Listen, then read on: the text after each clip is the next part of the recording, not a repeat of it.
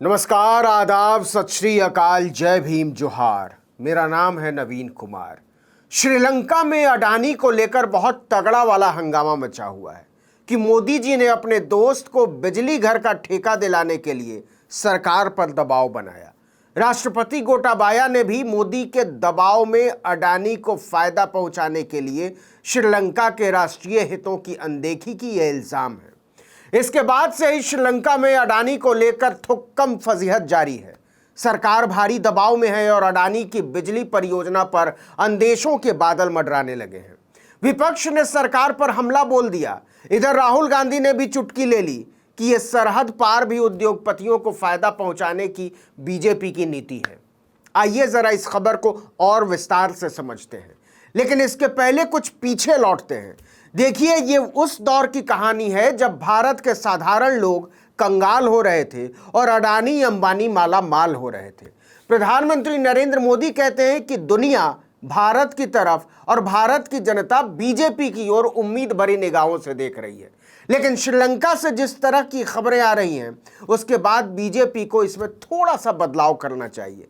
असल में यह जुमला कुछ इस तरह होना चाहिए कि जनता उम्मीदों के साथ बीजेपी की ओर देख रही है और बीजेपी अरबपतियों की उम्मीद पूरी करने में जुटी हुई है।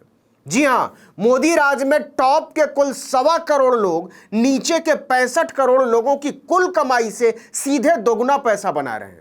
ऑक्सफैम इंडिया की असमानता रिपोर्ट के मुताबिक अमीरों की संपत्ति बेतहाशा बढ़ी है, जबकि भारत के मिडिल क्लास का 1/3 हिस्सा गरीबों की श्रेणी में पहुंच गया और जो गरीब कहे जाते थे वो भुखमरी की कगार पर पहुंच चुके हैं। नतीजा, कर्ज के दलदल में फंसते जा रहे लोगों को जान देनी पड़ रही है। देश की जो आर्थिक हालत है वो आपसे छिपी हुई नहीं है, पर कोई बात नहीं, मोदी है तो सब मुमकिन है। निचले दर पर पहुंचती अर्थव्यवस्था के इस दौर में जब एक प्रधानमंत्री की अरबपतियों से दोस्ती उन लोगों के दर्द पर भारी पड़ जाए जिन लोगों ने उसे सत्ता के शिखर तक पहुंचाया, तो समझ जाइए देश किस ओर जा रहा है। वैसे तो मोदी जी की अडानी और अंबानी से दोस्ती की झलक यहां वहां जहां तहां मत पूछो कहां कहां टाइप हर जगह दिखी जाती है, लेकिन इस बार कुछ खास मामला है। इस दोस्ती में आई बहार गुले गुलजार हम तुम पे वार टाइप कही जा रही है। गौतम अडानी और मोदी जी की दोस्ती इंडिया से लेकर श्रीलंका तक चर्चे में है। हम सब जानते हैं कि इस समय श्रीलंका में पेट्रोल डीजल तक पर कोटा लग गया, दूध अंडा ब्रेड तक की किल्लत हो गई, लोग भूख मिटाने के लिए लूटपाट करने लगे। भारी आर्थिक संकट में फंसे श्रीलंका में बुनियादी सुविधाएं भी लोगों को मुश्किल से मिल रही हैं। संकट के इस समय में भारत श्रीलंका को आर्थिक मदद दे रहा है। श्रीलंका पर लगभग 6,670 करोड़ रुपए का एहसान चढ़ा हुआ है भारत का। लेकिन अब श्रीलंका से आवाजें उठ रही हैं कि यह मदद कोई मुफ्त में नहीं है, देश को इसकी भारी कीमत चुकानी पड़ी है। विपक्ष ने इल्जाम लगाया है कि सरकार ने मोदी के दबाव में अडानी को फायदा पहुंचाया है, और यह इल्जाम किसी साधारण आदमी ने नहीं लगाया। श्रीलंका के सिलोन इलेक्ट्रिसिटी बोर्ड यानी सीईबी के अध्यक्ष एमएमसी फर्डिनांडो ने बाकायदा संसदीय समिति के सामने पेश होकर अपना बयान दर्ज कराया है कि एक बिजली परियोजना के तहत मन्नार जिले में एक विंड पावर प्लांट का टेंडर भारत के अडानी समूह को दिलवाने के लिए प्रधानमंत्री नरेंद्र मोदी ने श्रीलंका के राष्ट्रपति गोटाबाया राजपक्षे पर दबाव बनाया था।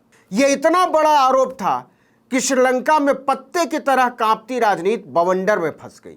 भारत में भी इसे लेकर बयानबाजी शुरू हो गई।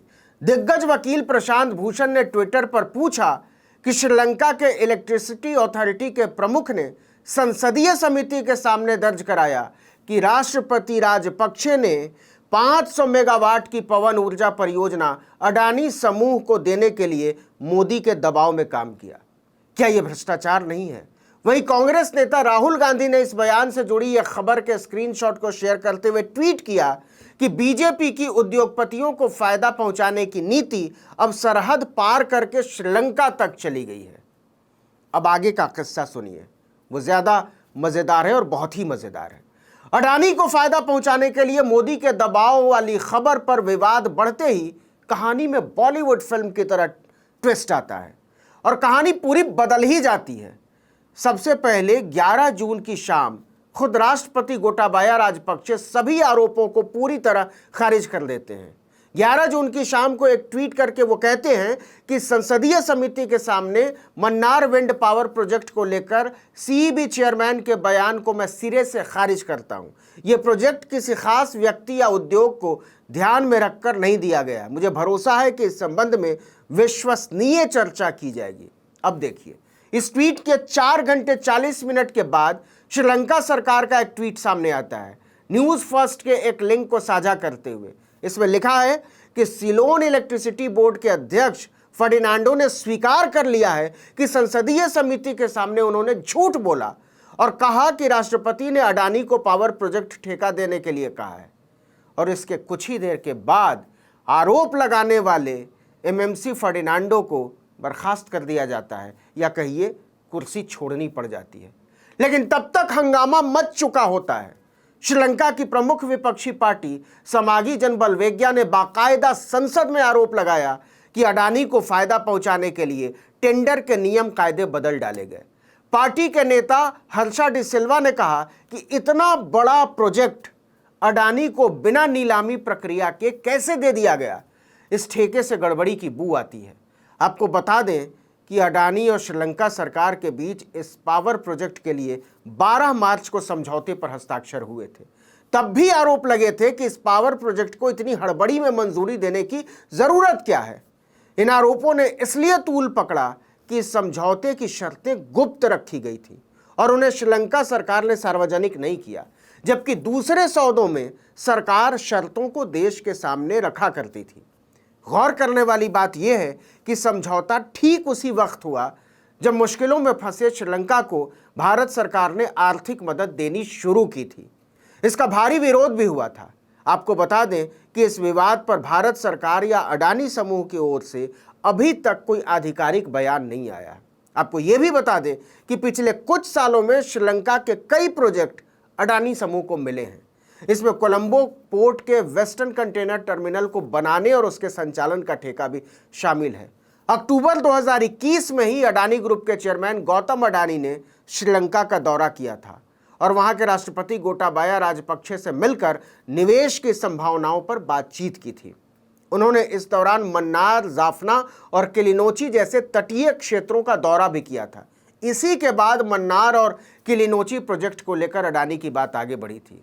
लेकिन अगर श्रीलंका में अडानी के खिलाफ विरोध का यही आलम रहा तो प्रोजेक्ट पर अंदेशों के बादल गहरा सकते हैं। इस वीडियो में इतना ही, लेकिन अगर आपने आर्टिकल 19 इंडिया को अब तक सब्सक्राइब नहीं किया तो फौरन कर डालिए, बेल आइकॉन दबाइए, घंटी जैसी आकृति लाइक कीजिए और कमेंट करके बताइए हमारा वीडियो आपको कैसा लगा। यूट्यूब पर देख रहे हैं तो हमारे चैनल को सब्सक्राइब ज़रूर कर लीजिए, फेसबुक पर लाइक कर लीजिए, इंस्टाग्राम पर फॉलो कर लीजिए और हमको ये भी बताइएगा कि हमारा नया फ्रेम आपको कैसा लग रहा है। नमस्कार।